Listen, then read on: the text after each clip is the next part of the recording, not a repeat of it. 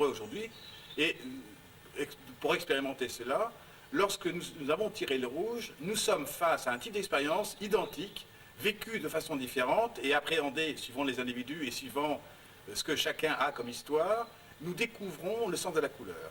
Alors, donc le tirage de base pour apprendre l'outil, pour apprendre à quoi sert l'outil, c'est la couleur cadeau, on va dire la couleur cadeau, c'est la couleur énergie de la journée, et l'enseignement, c'est dans quelle direction je peux utiliser cette énergie. Eh bien, en faisant ce tirage sur plusieurs années, à beaucoup de personnes, nous nous sommes rendus compte qu'il y avait comme un sens commun à chaque couleur.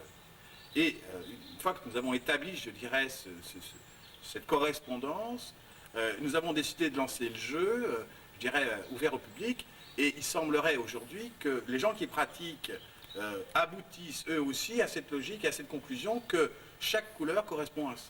Enfin, ça reste empirique complètement, la pratique le démontre, et la façon dont les gens jouent avec le jeu aujourd'hui, et tous les témoignages que nous avons, il est assez exceptionnel qu'une personne ne soit pas d'accord avec le sens des couleurs. Est-ce qu'il y a des personnes qui ont entrepris des recherches précises sur la symbolique des couleurs, sur leur sens? Je pense par exemple aux traditions des écussons héraldiques ou bien aux traditions indiennes de la médecine ayurvédique. Est-ce que vous vous êtes servi également de cette approche où tout a été intuitif? J'ai assez peu de connaissances, à vrai dire, de ce qu'ont fait les autres. Bon, je suis plutôt intuitif. Bon, je sais par exemple qu'il y a les travaux de Goethe. Goethe est un des premiers à avoir parlé de la couleur. Ensuite, vous avez le docteur Steiner qui a aussi découvert beaucoup de choses sur la couleur. Il y a une quantité de traditions qui parlent de la couleur aussi. Bon, je ne peux pas dire que je me sois intéressé à tout cela. Je me suis même préservé d'aller voir ce que faisaient les autres, de manière à pouvoir créer quelque chose qui soit unique, qui ne soit pas une copie. La pratique en soi des couleurs débouche plus dans ce langage que nous avons sur le vécu, sur le décodage du vécu, alors que certaines traditions nous parlent beaucoup plus d'un enseignement théologique ou spirituel ou ésotérique dont il est difficile de faire usage dans le quotidien. Et sur un plan pratique, comment peut-on utiliser dans la vie de tous les jours la couleur? Alors c'est amusant, par exemple, vous êtes pris dans un embouteillage. Quelle est la couleur de la voiture qui est devant? Quelle est la couleur de la voiture qui est derrière? Quelle est la couleur de la voiture qui est à droite?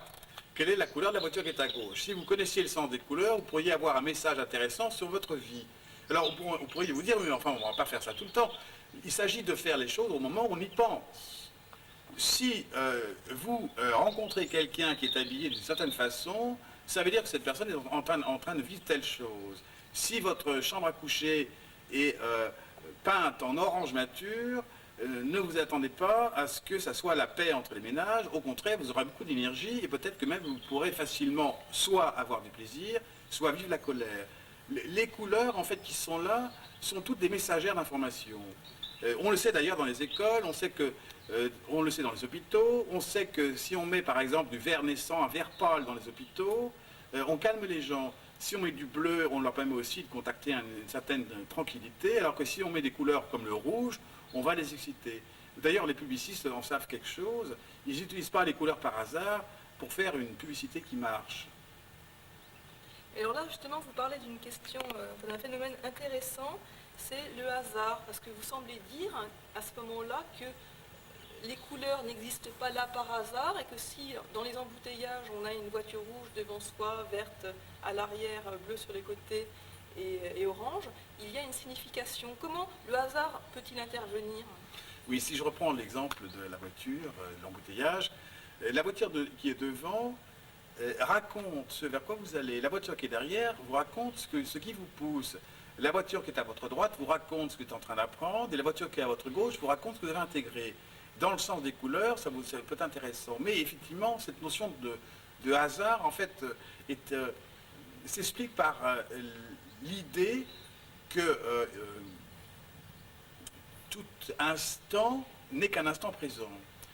La personne qui va dire « si j'avais tiré autre chose, il se serait passé autre chose » parle d'un possible futur parce qu'elle a du mal à accepter le présent. Le fait que on ne dise qu'il n'y a pas de hasard, cela veut dire que le présent qui est là est juste, et en même temps, ce présent qui est là est le reflet de ce que l'on vit. Si nous voulons expliquer le hasard comme étant quelque chose qui n'existe pas, c'est peut-être une façon de dire que le présent n'existe pas. C'est bien aussi la difficulté que nous avons. Le hasard, on pourrait dire, est une réponse inconsciente à une demande inconsciente que l'on a faite. Je ne peux pas expliquer ça autrement.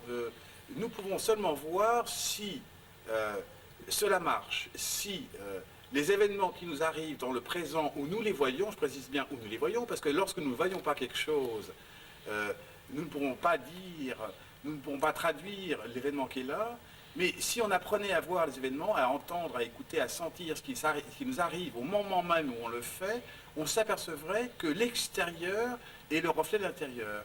Et c'est un peu ça le message. En ce qui concerne ce jeu-là que vous venez de créer, William Berton, à quoi sert-il?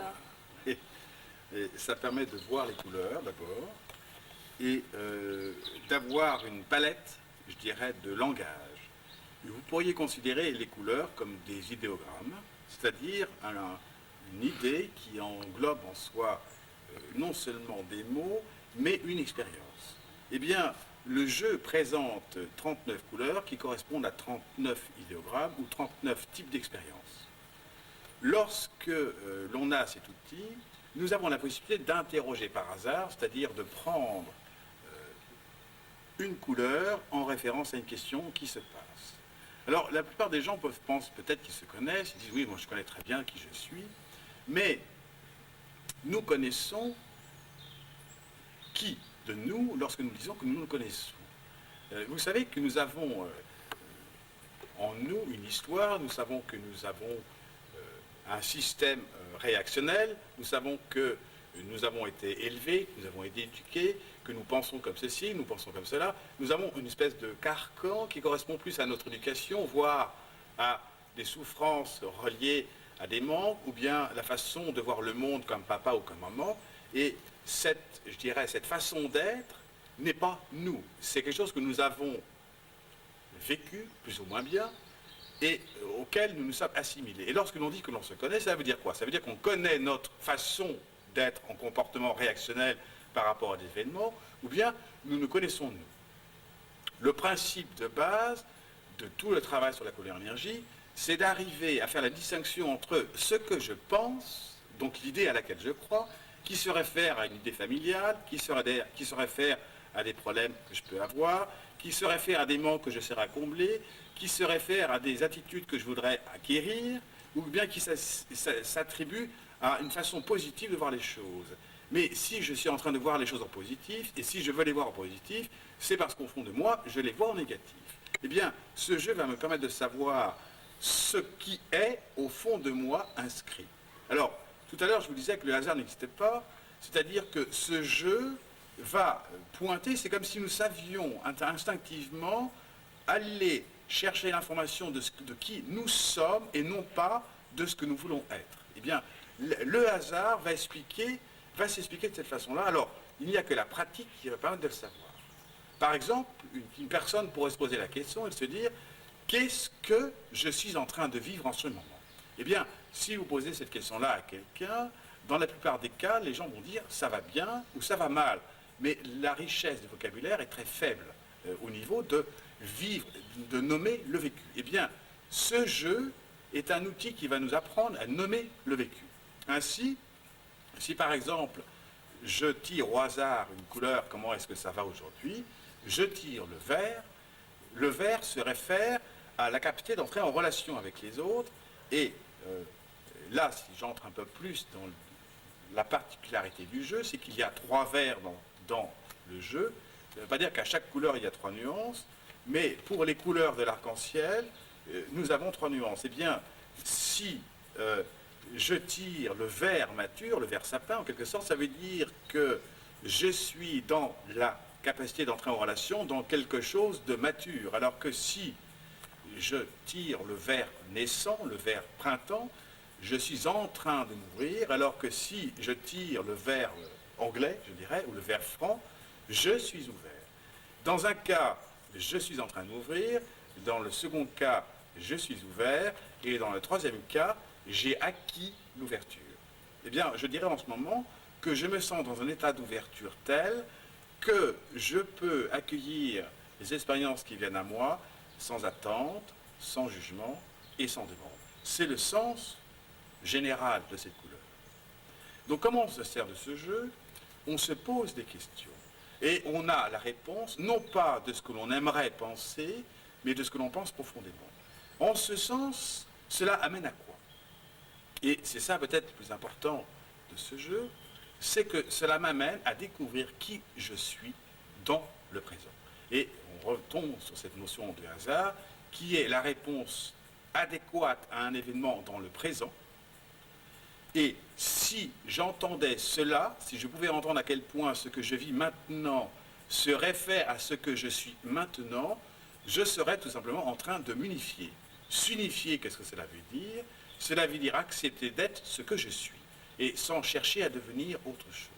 Alors, pour revenir un petit peu à la place que peut occuper la couleur énergie par rapport à d'autres approches, je dirais que nous sommes dans un concept un petit peu différent des autres, voire nouveau, c'est-à-dire que nous ne cherchons pas du tout à changer quelqu'un dans ce qu'il est, parce que dès que nous proposons un traitement qui va dire à la personne, si vous prenez ceci, vous allez aller mieux, si vous faites cela, vous allez aller mieux, si je vous rééquilibre votre chakra, vous allez aller mieux, et ainsi de suite, quel que soit, je dirais, l'outil utilisé, la méthode utilisée, que ce soit par un médicament, que ce soit par la main, par un acte ostéopathique, par une aiguille d'acupuncture, que ce soit par un rayon laser de couleur, que ce soit par un conseil à pratiquer, dans tous les cas, nous sommes dans le jugement de ce que vit la personne. C'est-à-dire que nous n'acceptons pas ce qu'elle vit.